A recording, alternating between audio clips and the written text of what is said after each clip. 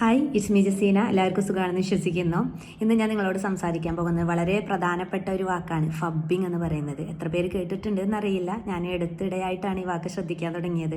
കാരണം ഇന്ന് നമ്മളില്ലേ ഫോണിൻ്റെ ഉപയോഗം കൂടിക്കൊണ്ടിരിക്കുകയാണ്.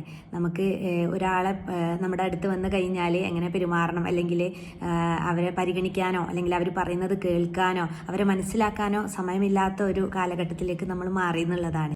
ഫോൺ പ്ലസ് നബ്ബിംഗ് എന്ന് പറഞ്ഞ ഒരു ഇംഗ്ലീഷ് വാക്കിൽ നിന്നാണ് ഈ ഒരു വേർഡ് ഉണ്ടായിട്ടുള്ളത്. മൊബൈലിൽ മുഴുകിയിട്ട് തനിക്ക് മുന്നിലിരിക്കുന്ന ആളെ അവഗണിക്കുകയും ഫോണിൽ തിരക്കുള്ളതായിട്ട് അഭിനയിച്ചിട്ട് മറ്റുള്ളവർക്ക് പ്രാധാന്യം കൊടുക്കാതിരിക്കുകയും ചെയ്യുന്ന ഒരു അവസ്ഥ ഉണ്ടല്ലോ, അതാണ് ഒരു ഹബ്ബിംഗ് എന്ന് പറയുന്നത്. ഈ പരിഗണന എന്ന് പറയുന്നത് വളരെ പ്രധാനപ്പെട്ട ഒരു കാര്യമാണ്. നമ്മളിപ്പോൾ നമ്മളുടെ അടുത്ത ഒരാൾ വന്ന് സംസാരിക്കുമ്പോൾ അത് കണ്ണിൽ നോക്കിയിട്ട് നമ്മൾ സംസാരിക്കാനും അല്ലേ, അവർക്കൊരു കറക്റ്റ് റിപ്ലൈ കൊടുക്കാനും അവരെ പരിഗണിക്കാനും അല്ലെ, അവർക്കൊരു പ്രാധാന്യം കൊടുക്കുക എന്ന് പറയുമ്പോൾ അത് തന്നെയാണ് ജീവിതത്തിൻ്റെ അടിസ്ഥാനം എന്ന് പറയുന്നത്. സ്നേഹവും ബന്ധങ്ങളൊക്കെ നമ്മെ മനുഷ്യരാക്കി നിലനിർത്തുന്ന ഒരു ഏറ്റവും വലിയൊരു സമ്പത്താണ്. ഫോൺ അറിവും സൗകര്യങ്ങളൊക്കെ നൽകുന്നുണ്ടെങ്കിലും മനുഷ്യൻ്റെ ഹൃദയത്തിന് പകരം വെക്കാനാവില്ല അല്ലേ. കുട്ടികളൊക്കെ ആദ്യം തന്നെ പഠിക്കുന്നത് ഇപ്പോൾ ബന്ധങ്ങളല്ല അല്ലേ, സ്ക്രീനാണ്. അപ്പോൾ ഭാവി തലമുറയുടെ മാനസിക ആരോഗ്യത്തിന് ഒരു ഭീഷണി തന്നെയാണ് ഈ ഒരു ഫബ്ബിംഗ് എന്ന് പറയുന്നത്.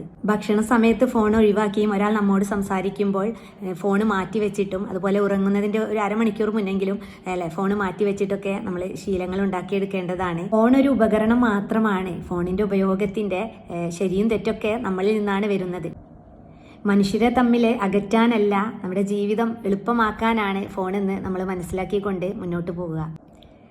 നമ്മളെ നിയന്ത്രിക്കുന്ന അവസ്ഥയിലേക്ക് ഫോണിനെ മാറ്റരുത്, ഫോണിനെ നമ്മൾ നിയന്ത്രിക്കുക. Thank you.